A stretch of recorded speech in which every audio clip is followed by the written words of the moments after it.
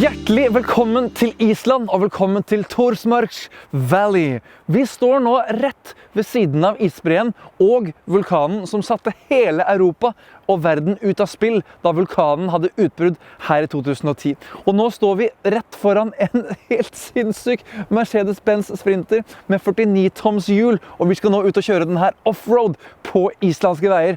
Jeg håper du blir med oss på tur. Velkommen ombord!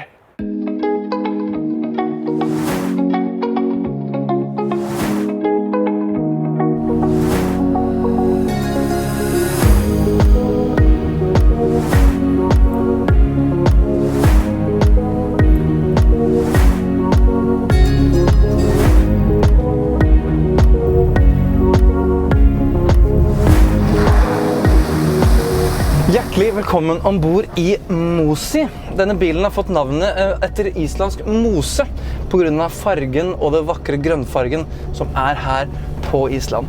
Og nå kjører vi altså en fantastisk sprinter, firehjulsdreven med 49 toms dekk.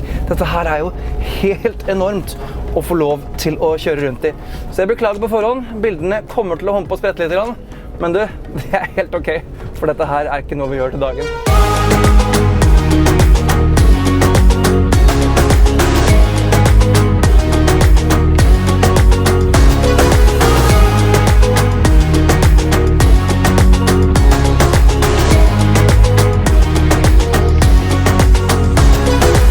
Akkurat nå så kjører vi i en død sjø. Her var det vann bare for 25 år siden, men så har det vært ulike vulkanutbrudd og ulike ting og tang som har gjort at vannet har bare blitt vasket bort, og nå er det altså bare et helt nytt miljø her nede med helt tørrlagt grunn. Og uansett hvor du snur deg med blikket, så er det vakrere enn den andre plassen. Det går nesten ikke an å beskrive den følelsen av å sitte her og kjøre i ødemannsland. Det finnes ikke mennesker, det finnes ikke dyr, og det finnes knapt en liten vei denne her lille minibussen kan kjøre på. Vi kjører nå en sprinter som egentlig i prinsippet er helt vanlig. Det sitter en 3 liters motor her på 190 hestekrefter, og den har 440 newtonmeter og en helt standard 7-trinns automatgirkasse fra Mercedes-Benz. Det som er forskjellen her da, er jo at de har bygd på noen enorme hjul, utvidet hjulbuene, så den er like bred som en vanlig buss. Den er 2,55 meter bred, og den har jo en høyde som er mye, mye høyere enn en vanlig sprinter. Og det må du ha, skal du kjøre ut i disse her islandske ville naturstrekene vi nå kjører i. Alt rundt oss er vulkansk, og for alt vi vet så kommer det et nytt utbrudd med vulkanen akkurat nå. Så jeg tror vi skal bare komme oss ut av denne her dalen nå og se litt mer hva vi har å by på. Vi er altså i Thors dal, guden Thor, og vi har ikke sett noe torden enda, men jeg er helt sikker på at det kommer til å komme i løpet av dagen. Og nå skal vi kjøre over dagens første elv. Det her er første gang jeg gjør. Oi, oi, oi, oi. Jeg kjører i vannet. Ok, det her er bare gøy. Du bare kjenner at den drar deg ut av elva, og du sitter ikke fast. Det er ikke i nærheten av å være skummelt. Denne her bussen er utstyrt med ulike firehjulstrekksystem som gjør at du kan kjøre på alle typer forhold, alle typer værforhold, fører, vinter som sommer, vann som grus som vanlig vei. Altså det er virkelig et komplett bygg, og å sitte her og kjøre, det føles helt fantastisk. Og nå tenkte jeg at det er jo kjedelig å kjøre hovedveien, så vi tar en liten detour ut av hovedveien, ned i en elv og opp en bratt bakke.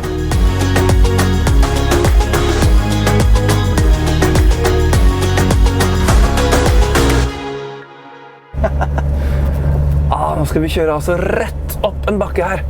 Og her er det bare å legge inn godt gasspådrag og komme seg opp. Og det humper og spretter. Oi, oi, oi, oi, oi, oi, oi, oi, oi.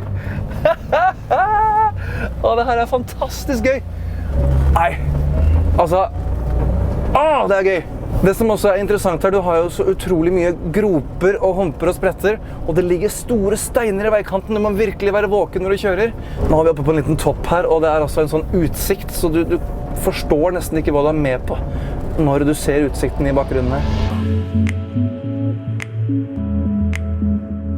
Og sånne her minibussturer det jo fullt mulig å være med på. Så om du reiser til Island, så finnes det mange arrangører av sånne her minibussturer.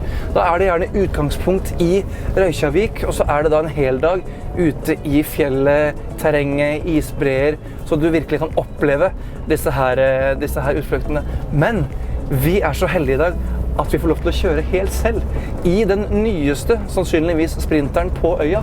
Vi kjører altså en minibuss i dag som har den nye chassiset fra Mercedes, og dette her en lang prosess å bygge opp en buss som det her. Og det her altså et bussbygg som du ikke finner maken til. Dette ingen hyllevare på noen som helst måte. Karosseriet blitt modifisert i Dublin, så den har vært der borte i 3 måneder for en liten finjustering for disse her sinnssyke forholdene som finnes her på Island. Det tar cirka et år å bygge opp en vogn som det her. Denne bussen her, den helt ny. Den har bare gått 2000 kilometer, og vi de første utlendingene som får lov til å være med denne bussen på tur, og ikke minst de første som får lov til å kjøre denne bussen. Og det spesielt å komme til Island og få lov til å kjøre noe sånt, for hver eneste buss unik. Det finnes ikke noe serieproduksjon av disse her kjøretøyene, så det en helt unik følelse å få lov til å prøve eksakt denne sprinteren her.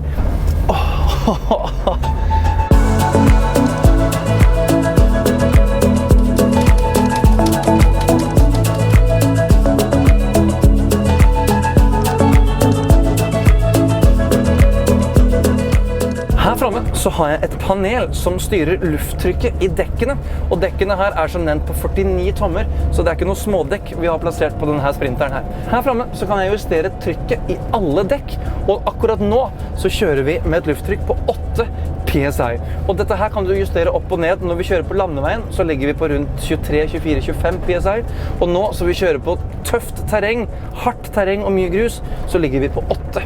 Når du kjører på vinter, på fjellet, på isbreene, så kan du tømme dem helt ned til en 5, kanskje til og med 4, for å få så lavt tyngdepunkt som mulig, så du bare kan flyte over isbreen.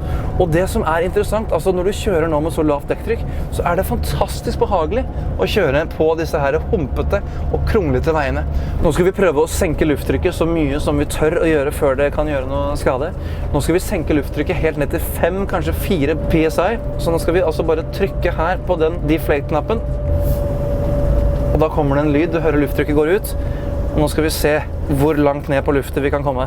Så nå har vi altså tømt dekktrykket helt ned til bare 5 PSI, og alt styres via denne luftslangen. Og den kobler man på og av når man kjører på vanlig hovedvei og grusvei. Og nå det altså nesten ikke lufttrykk igjen her inne, det bare blinker rødt inne på lampa med lufttrykk, men dette her gjør også det veldig komfortabelt å kjøre i dette terrenget.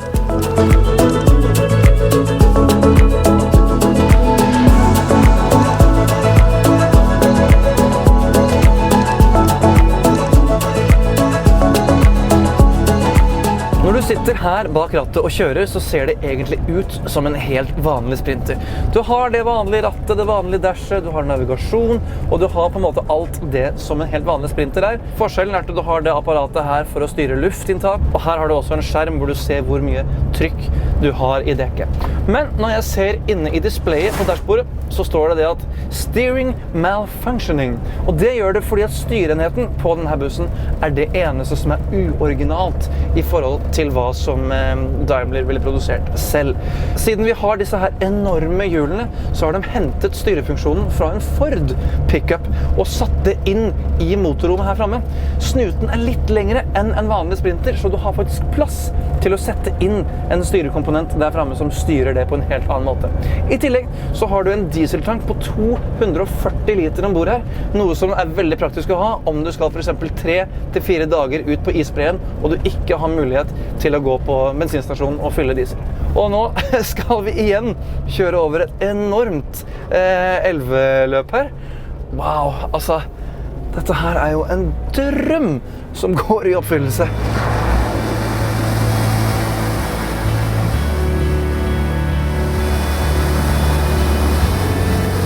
Vi har lært det i dag at når elva ganske bred og stri, så skal man kjøre imot elva. Så man må tenke seg ut hvor du skal kjøre, så ikke det blir stående og rote midt i vannet.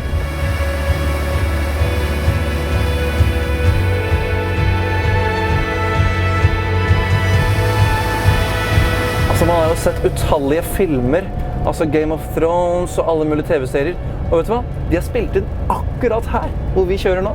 Så nå er det Game of Buss-magasinet her på Island.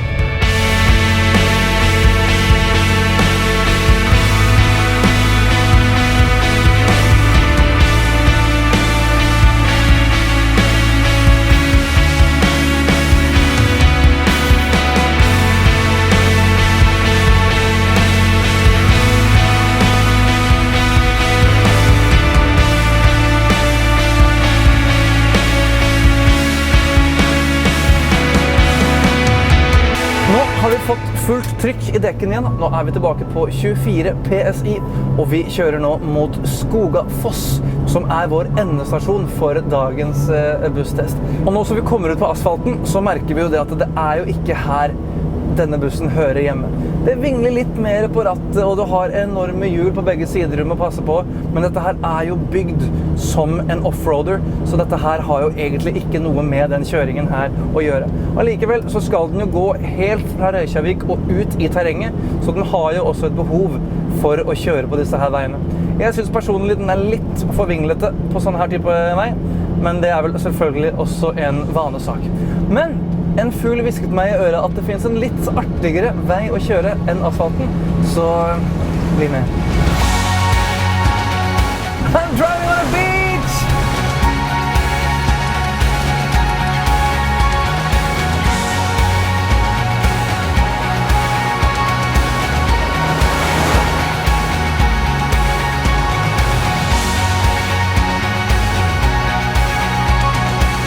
Altså, nå kjører vi på en lavastrand, en svart strand. Vi kaller den bare for The Black Beach, og den er mer enn 300 kilometer lang og strekker seg på hele sørsiden av Island. Altså, for et syn! Altså, det ligger seler ute I vannet, og vi kjører altså på et helt uberørt terreng. Vi lager sporene, vi lager veien. Dette her hadde jeg ikke trodd når jeg begynte å kjøre her I dag tidlig. For en opplevelse! Atlanterhavet bare kaster bølgene mot oss. Nei, dette her er en perfekt location for Tom for å gjøre Toms tekniske hjørne.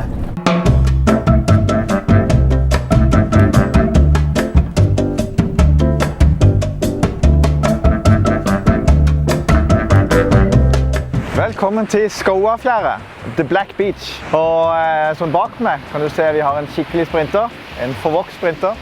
Jeg vil gjerne ta deg med en runde rundt. Bli med! Under panseret her så finner vi jo en 3 liter V6-er på 190 hester og 440 Newtonmeter. Sånn generelt så er det identisk drivlinje som de fleste andre sprintere som vi har testet. Vi går litt under motoren og ser her. Her er det skikkelig aksler. Forakselen kommer fra en Ford F450, bakakselen fra en Ford F350, satt sammen med komponenter fra Ford og Mercedes-Benz for å gjøre det mest solid og mest kraftig. Ved hvert hjul så finner vi en slange der du kan styre lufttrykk I dekket. Stigtrinn, det ser vi jo ofte på busser, men ikke denne typen her. Her har vi et solid stigtrinn som kommer ut automatisk med skyvedøra. Det eneste de har funnet ut er at de ønsker gjerne ett trinn til, for mange av turistene sliter med å kunne løfte seg så høyt. Bagluka her, den er spesialbygd I Irland og veier knappe 20 kilo. Den er bygd for å spare vekt og er lett å manøvrere, så ser du han går ikke helt opp, for det er ikke nødvendig. Og her inne så har du plass til det du trenger. Du har slepetøy, du har klatreutstyr hvis du er på isbre, og du har litt sånn generelt verktøy som du trenger. I tillegg så er det 3 tilkoblinger til hengerfeste. Så her har du mulighet til å koble på godt med trekktøy hvis du må trekke noen opp fra isen, sand, bekken, elva, hva det måtte være.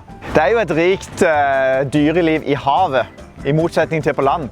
Så akkurat nå så ligger det en sel her ute, så jeg dupper litt og følger med hva vi gjør. Når denne kommer fra fabrikken så ble han først sendt til Irland. Der fikk han montert panoramavinduer, glasstak og innredning.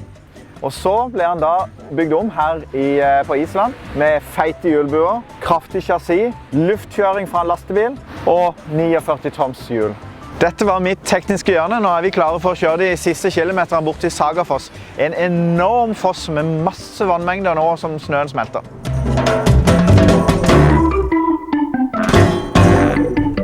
Det er ganske artig å se at vi har et av de vakreste fossefallene jeg har sett foran meg i hele mitt liv. Men det er oss alle peker på og tar bilde av når vi kommer inn hit. Jeg tror den bussen her vekker enormt mye oppmerksomhet.